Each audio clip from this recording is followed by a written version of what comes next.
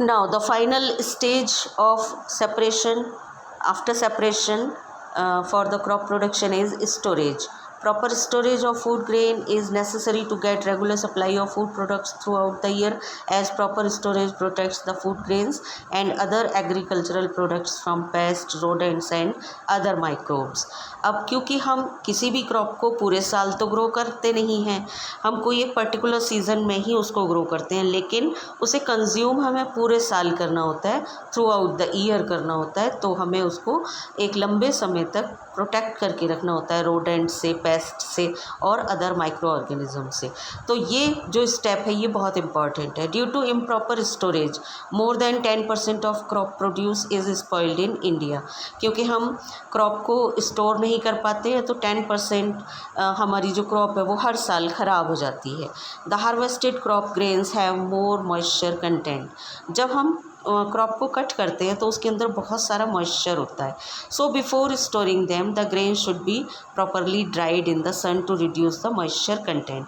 सबसे पहले हमें इसे धूप में सुखाना पड़ता है जिससे इसके अंदर का जो मॉइस्चर कंटेंट है वो ख़त्म हो जाए।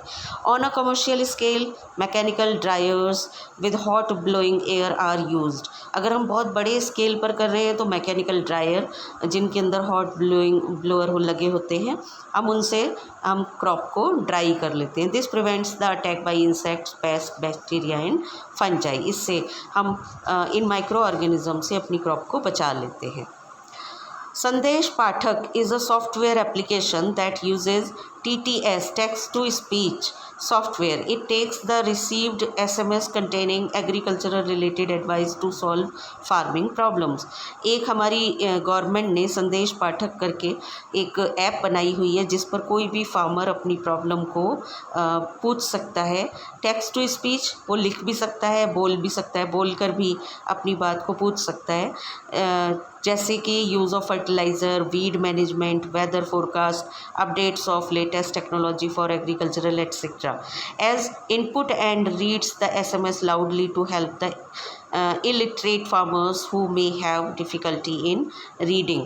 तो वो औरों को भी बता सकता है पढ़कर और ख़ुद भी पूछ सकता है और अपने क्रॉप को बहुत अच्छी तरह से ग्रो कर सकता है।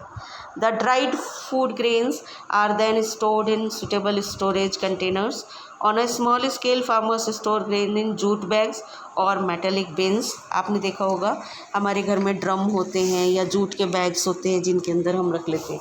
लेकिन अगर बड़े स्केल पर हमें इसको रखना है, स्टोर करना है अपने ग्रेन्स को, तो on a commercial large scale food grains are stored in gunny bags, in granaries और इन सीलोज। सीलोज देख रहे हैं आप, बहुत बड़े बड़े कंटेनर होते हैं जिनको हम सीलोज कहते हैं। इनके अंदर हम क्रॉप को स्टोर करके रखते हैं। Fruits and vegetables are stored in cold storages where the temperature is maintained in between 0 degree to 4 degrees Celsius.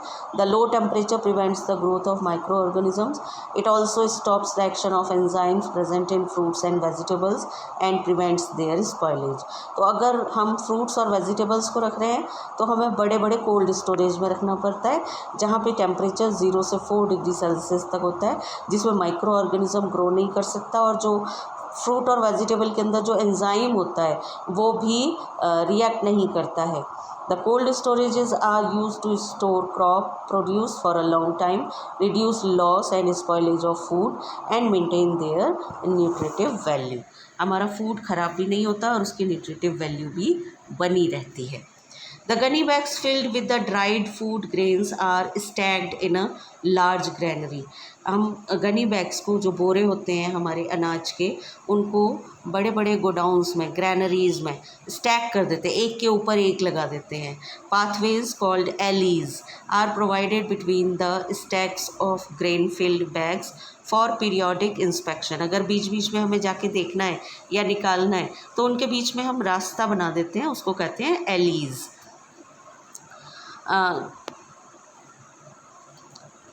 Periodic inspection, spraying and fumigation. हम स्प्रे करने के लिए भी जा सकते हैं, फ्यूमिगेशन के लिए भी जा सकते हैं। मींस जैसे फ्यूम्स, अगर वहाँ पर स्मेल आ रही है किसी चीज़ की तो वहाँ पर हम स्प्रे इस तरह का भी कर सकते हैं कि कोई ख़राब स्मेल ना आए। This treatment protects the food grains from pests and microorganisms. The silos are big and tall cylindrical structures. They store different stocks of food items at different levels. Each level has an opening through which grains can be taken out when required. जब भी हमें ज़रूरत होती है तो वहाँ से हम इन ग्रेन्स को बाहर निकाल सकते हैं. Increasing crop yield. The population of our country is increasing very rapidly. To fulfill the food requirements of such a large population, we need to increase the production of food grains. हमें ज़्यादा food grain grow करना पड़ता है क्योंकि हमारी जो country की population है ये बढ़ती चली जा रही है बहुत तेज़ी से.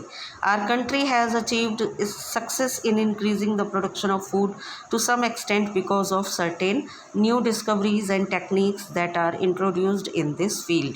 हमने बहुत सारी नई टेक्निक्स को अब इसमें लगा दिया है और उससे हम बहुत सारे नया ज़्यादा क्रॉप को ग्रो कर रहे हैं. Carrying out the basic agricultural practices systematically can substantially increase the crop yield. और हम इससे बहुत तेज़ी से क्रॉप की यील्ड को बढ़ा रहे हैं. Providing better irrigation facilities, proper use of natural methods of replenish nutrient in soil, using suitable methods of protection from weeds, pests and diseases, and use of advanced agricultural implements may improve the crop yield. हम बहुत तरह से crop की yield को बढ़ा सकते हैं.